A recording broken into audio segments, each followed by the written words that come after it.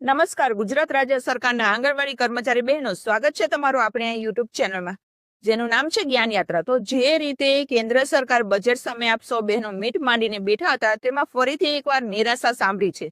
કારણ કે કેન્દ્ર સરકાર દ્વારા 7 વર્ષ બાદ પણ આપ સૌ જે માનદ વેતનમાં 60% હિસ્સો જે કહી શકાય કેન્દ્ર સરકારનો હોય છે, તેમાં 1 પણ રૂપિયાનો વધારો 7 વર્ષ બાદ પણ કેન્દ્ર સરકારે કર્યો નથી.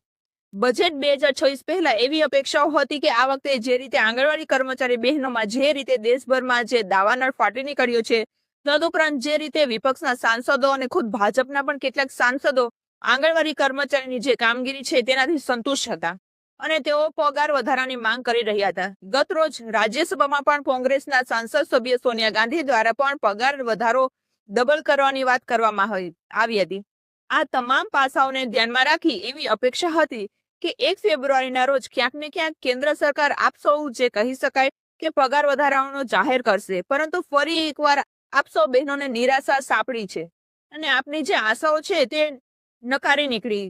તો આ જે કહી શકાય કે કેન્દ્ર સરકાર દ્વારા જે રીતે લોલીપોપ આપવામાં આવી છે, તે જોતા હવે આગામી 17 ફેબ્રુઆરી જે ગુજરાત રાજ્ય સરકારનું વર્ષ 2026-27નું બજેટ વિધાનસભામાં રજૂ કરશે નાણામંત્રી શ્રી કનુભાઈ દેસાઈ દ્વારા, તે બજેટ ઉપર આપ સૌ બહેનો નજર હવે રહેશે. કારણ કે રાજ્ય સરકારને અગાઉ પણ ગુજરાત હાઈકોર્ટ ડિવિઝન બેન્ચના મુદ્દાઓને લઈ અને જે છે તે જાહેરાત કરવાની છે. ગુજરાત હાઈકોર્ટ ચુકાદાની જે 6 મહિનાનો સમયગાળો ગુજરાત હાઈકોર્ટે આપ્યો છે રાજ્ય સરકારને પગાર વધારો જાહેર કરવાનો આપ સૌ બહેનોનો, તો તેની પણ મર્યાદા જે કહી શકાય મુદત આગામી ફેબ્રુઆરી મહિનાના અંત સુધીમાં એટલે કે 20 ફેબ્રુઆરી 2026ના રોજ પૂર્ણ થઈ રહી છે. એટલે કે 17 ફેબ્રુઆરી ક્યાંક ને ક્યાંક આપ સૌ બહેનો માટે ઐતિહાસિક દિવસ બનવાનો છે.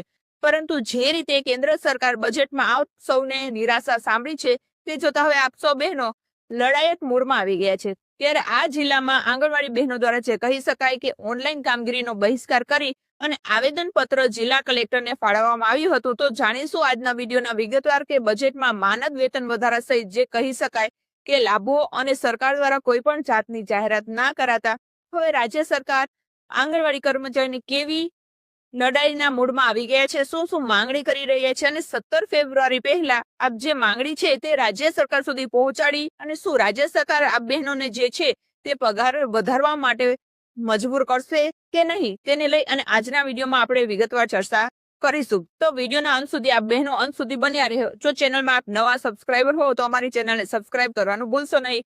તો વાત કરીશું દાતામાં, એટલે કે બનાસકાંઠાના દાતામાં આંગણવાડી બહેનોએ આવેદનપત્ર આપ્યું હતું અને મોબાઈલ ફોન ન મળે એટલે કે સારી ક્વોલિટીનો મોબાઈલ ફોન ન મળે ત્યાં સુધી નવી એપ્લિકેશન પર કામગીરી કરવાનો બહિષ્કાર કર્યો હતો.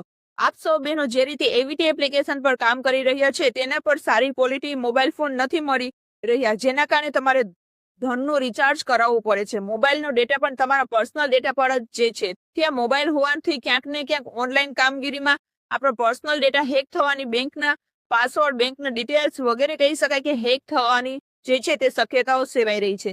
આથી બહેનો હવે સારી ક્વોલિટીનો મોબાઈલ ફોન જ સરકાર પાસે માંગી રહ્યા છે. છેલ્લા 3 વર્ષથી જે છે તે સરકાર દ્વારા આ બાબતને લઈ અને કેન્દ્ર સરકારે બજેટ ફાળવ્યું હોવા છતાં પણ રાજ્ય સરકારે આ બાબતને લઈ અને જે કહી શકાય કે ઠાઠા ઠૈયા કરી રહી છે. પરંતુ જે રીતે હવે બહેનો લડતમાં આવી રહ્યા છે તેવી રીતે લાગી રહ્યું છે કે સરકારે આગામી સમયમાં આ બહેનોને મોબાઈલ ફોન અપાવવો પડશે. દાતા ખાતે બનાસકાંઠામાં આંગણવાડી કાર્યકરો દ્વારા ICDS વિભાગને આવેદનપત્ર સુપ્રત કરવામાં આવ્યું છે. મોટી સંખ્યામાં બહેનોએ જણાવ્યું હતું કે જ્યાં સુધી સરકાર દ્વારા સારી ક્વોલિટીનો મોબાઈલ ફોન, સ્માર્ટફોન પૂરા પાડવામાં આવશે નહીં, ત્યાં સુધી તેઓ તે નવી એપ આધારિત કામ કરશે નહીં. આંગણવાડી કાર્યકરોનો આરોપ છે કે ICDS વિભાગ દ્વારા તેમને નવી એપ્લિકેશન ડાઉનલોડ કરી તેના પર કામ કરવાની સૂચના આપવામાં આવે છે.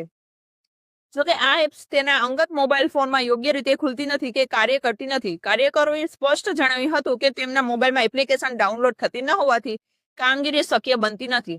તેથી જ્યાં સુધી સરકાર તેમને કામગીરી માટે જરૂરી મોબાઈલ ફોન પૂરા પાડશે નહીં, ત્યાં સુધી તેઓ આ નવી કામગીરીનો બહિષ્કાર કરશે. આંગણવાડી કાર્યકર બહેનોએ વધુમાં જણાવ્યું હતું કે તેઓ માનદ વેતન પર કામ કરે છે. સરકાર દ્વારા તેમને વધારાની કામગીરી માટે કોઈ વધારાનું ભથ્થું કે રૂપિયા ચૂકવવામાં આવતા નથી. આથી બહેનો જે છે તે આ કામગીરીનો બહિષ્કાર કરે છે. આમ જે કહી શકાય કે ગુજરાત સરકાર સામે હવે આંગણવાડી કર્મચારી બહેનો સારી કોલોનીના મોબાઈલ ફોન, માનદ વેતન વધારો સહિત જે કહી શકાય લડતોને લઈ અને આક્રમક મૂળમાં આવી ગયા છે. જોવાનું એ રહેશે કે જે રીતે આવેદનપત્રો અપાઈ રહ્યા છે તે જ રીતે રાજ્ય સરકાર ભીસમાં મુકાઈ રહી છે અને રાજ્ય સરકારે જે રીતે ગુજરાત હાઈકોર્ટ અગાઉથી આદેશ કરી દીધા છે કે 6 મહિનાનો સમયગાળો આપ્યો છે તે તમામ પાસાઓને જોતા એવું લાગી રહ્યું કે આગામી 17 ફેબ્રુઆરી આપ સૌ બહેનોના જીવનમાં એક ઐતિહાસિક દિવસ બનવા જઈ રહ્યો છે.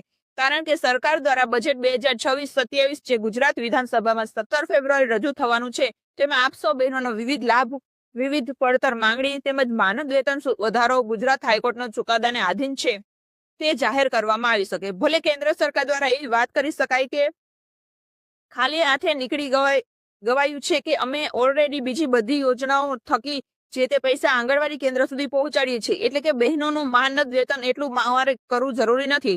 અમે ઓલરેડી રાજ્ય સરકારને એ બાબત જે છે તે છૂટો દોર આપેલો છે અને રાજ્ય સરકાર ઓલરેડી વધારે ચૂકવી રહી છે. પરંતુ ગુજરાત હાઈકોર્ટ જે રીતે ચુકાદો આપ્યો છે કે લિવિંગ એ વેજ એટલે કે જીવન જીવવા પૂરતું વેજ કહી શકાય વેતન આ બહેનોને મળવું જોઈએ તે જોતા હાઈકોર્ટના ચુકાદાને માન્ય રાખી રાજ્ય સરકાર ક્યાંક ને ક્યાંક આ બહેનોના પગારમાં જે તે ફૂલ નહીં તો ફૂલની પાંખડી સમાન વધારો કરી શકે છે.